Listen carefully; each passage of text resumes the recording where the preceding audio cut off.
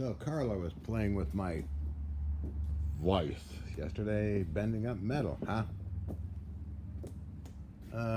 See what this,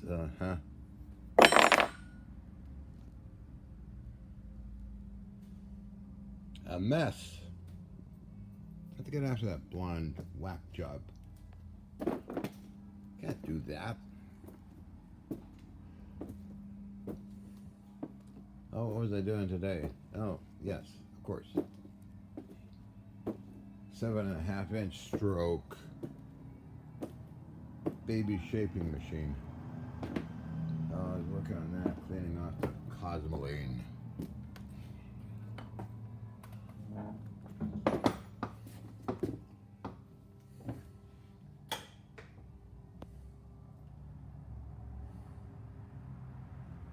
A lot of cosmoline on this guy. It comes off easy though.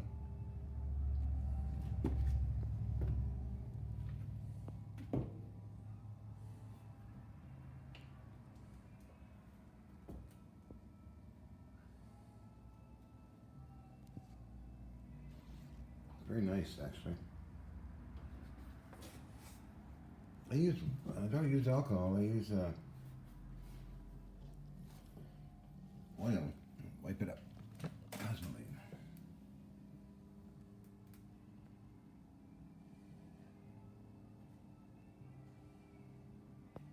Still grease on it. Oil and grease. A lot of goo down here. Just letting it soak. Clean it up and might even touch up some paint.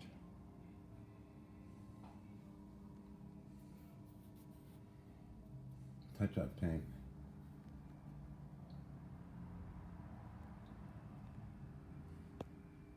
I don't think it was actually ever used.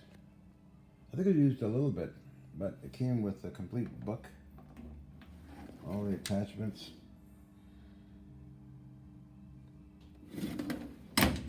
Set of keys.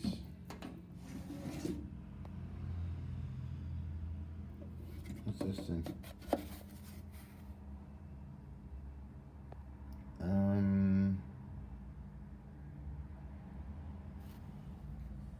What's this thing? Shipping bag.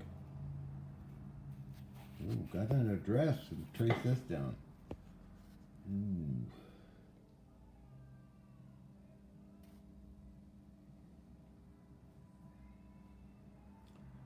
Something, the clapper box. Something or the clapper box is this part up here. Because when it goes back and forth, here I'll show you. So it takes a cut and it comes on the backstroke. This lifts up a little bit. It goes to the next cut. I got a bunch of clapper boxes, actually real big ones here.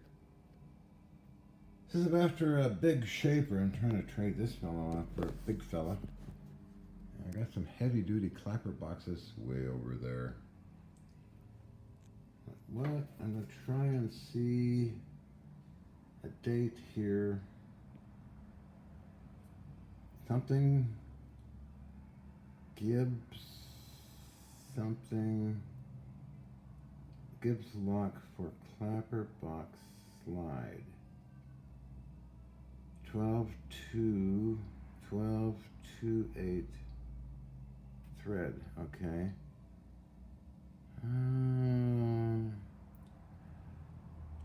St. Louis, oh. September 13 p.m. 1990. Let's see if I can zoom in on that. 1990. Wow. I'm not sure when these little things were made. I don't know what that's for. These South Bend shaping machines. Nothing in the drawer below. I put stuff in it. It works fine. I tested it out. The light works.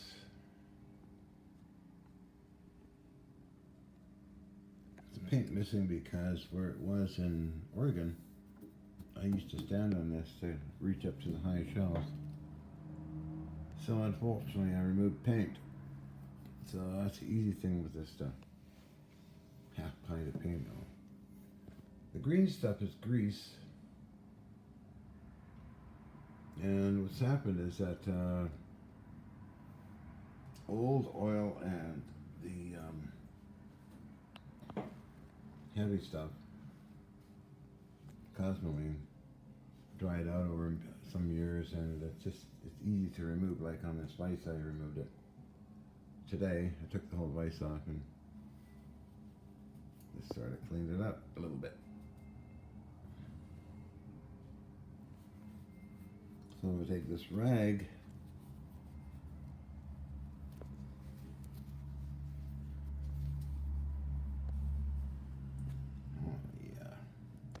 just wipe it along here.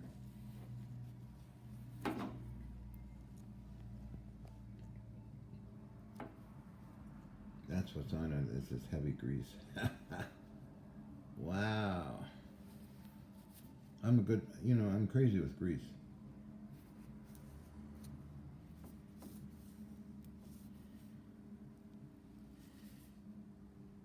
Now some machines are shipped in grease like this lathe was, or still is. Because some grease here I forgot to remove. Oh, that's, yeah, there is. And it goes brown and dark over time. And here's some right down here.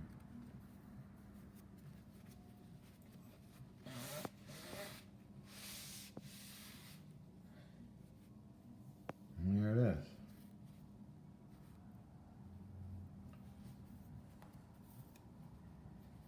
This cosmoline is very dark stuff.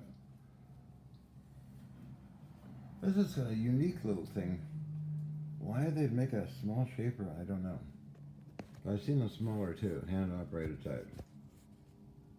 This is motor driven.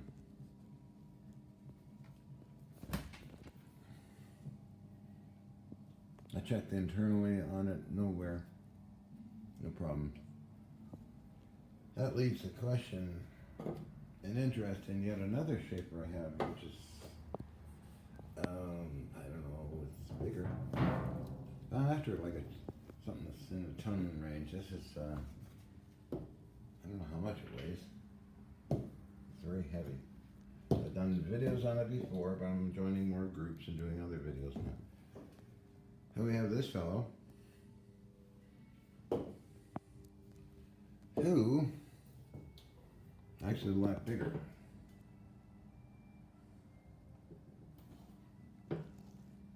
A lot bigger, like twice, almost. Yeah, look how big that is. That's heavy looking.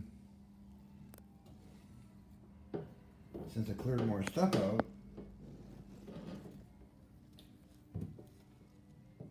and if better access to it, I'm still organizing everything, but I'm trying to get a picture along the size here. That's casting is an inch thick. Almost like an Art Deco type thing, and the wheel is very big too here.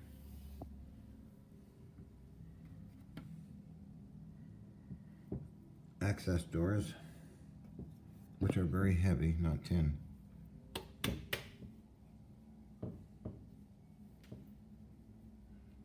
Extremely heavy. Hardly any wear on it. Works just fine. The speed of it can be controlled in the front with a hand wheel. I think it's 10-inch or 12-inch stroke, I don't know. But the vise is probably double the size compared to the one on the South Bend. The box here is twice as big as the South Bend. This is a lot more heavier up here too.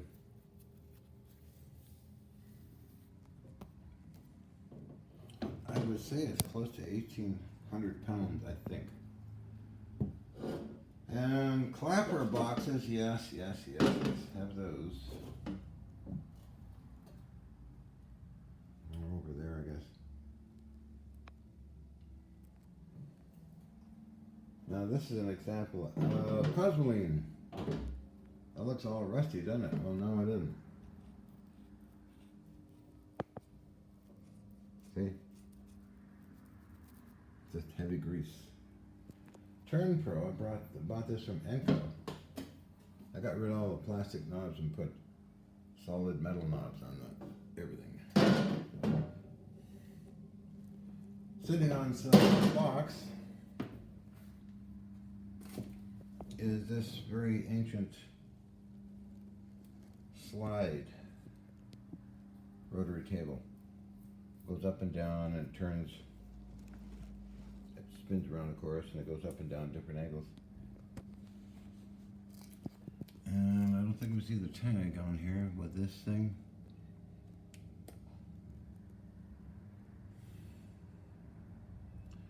Suitable for war protection work.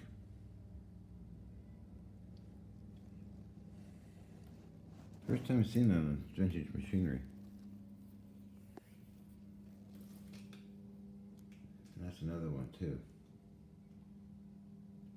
Extremely heavy and large. Universal indexing head.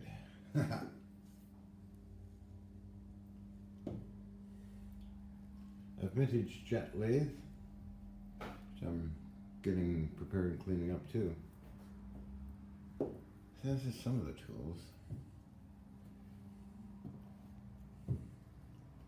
Some are outside in the other area, of course. This little mill, Smithy tool mill, works just fine, no problems, as I mentioned before in yet another video. Very solidly made, very extremely heavy. I'll be mounting that and fixing that up soon too. Now, turn the light off.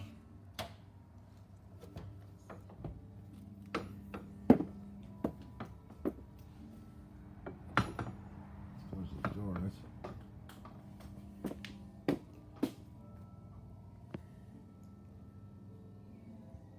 Oh, this is Navy stuff. Cannon barrels. Bofors 40mm barrels, never used, brand new, in the crate. 3-inch 50 barrel.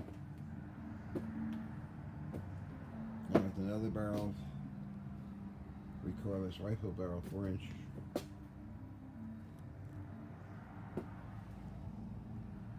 Three-inch 50 firing mechanism there. And more antiques of course. Doctor. Yeah, doctor. Oh, well, this one is interesting. Let's say it is quite interesting. I got to go through all these heavy-duty long crates here. What, about 2 feet high or more?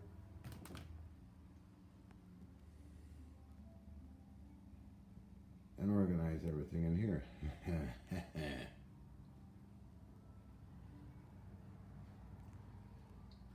All vintage, weird, wonderful artillery stuff and other crazy things. Yes, that filing cabinet's full of things. Wow. Some machine tools here, parts and pieces, as well as a few back in there. And as I said outside,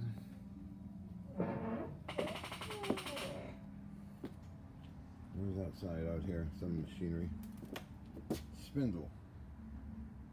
Oh, CNC machine is going to be fun to put a chuck on it, drive it, and use some very heavy compounds I found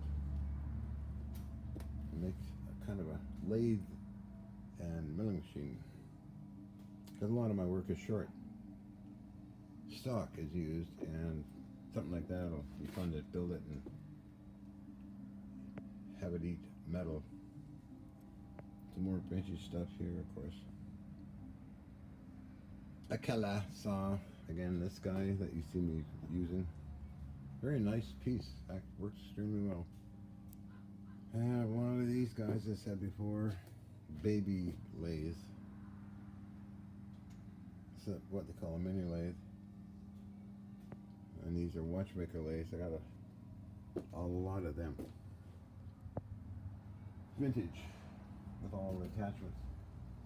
And some bigger lathes like this fellow down here with all the attachments. Got a bunch of those actually. Strange unknowns. Flyball gunner gun sights over there. All kinds of cannon sights, boxes and boxes of those things. Boxes, doctor. Of course, this hand-operated milling machine. It's portable. It's about 100 pounds or more. And you put it on a shaft somewhere out in the boondocks, and it clamps on.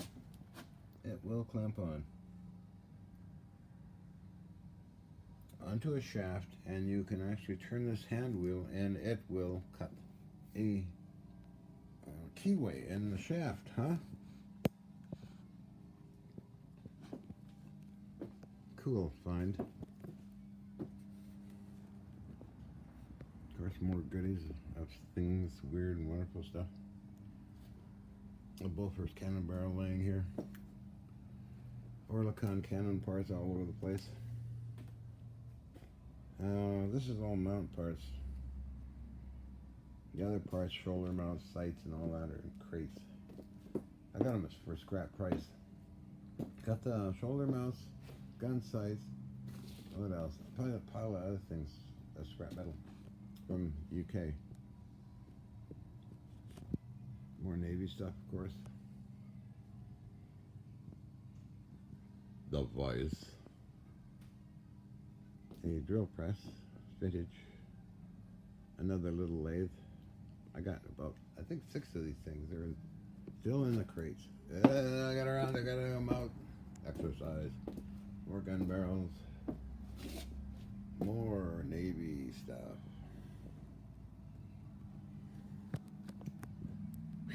Whew.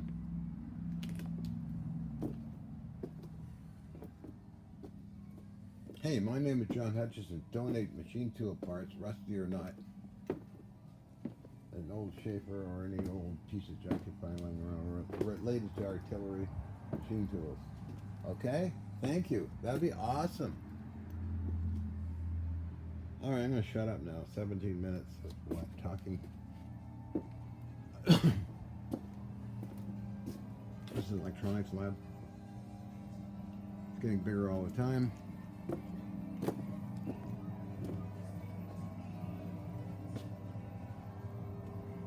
Huge amount of stuff in here. Anyway, the reason I don't want to go in there is music playing, and of course YouTube might get me up for a bloody copyright claim. They're bots. I don't think the people are actually operating anything. Oh, wood for building shelving. Another artifact, that's HMCS Yukon. I mentioned that before. The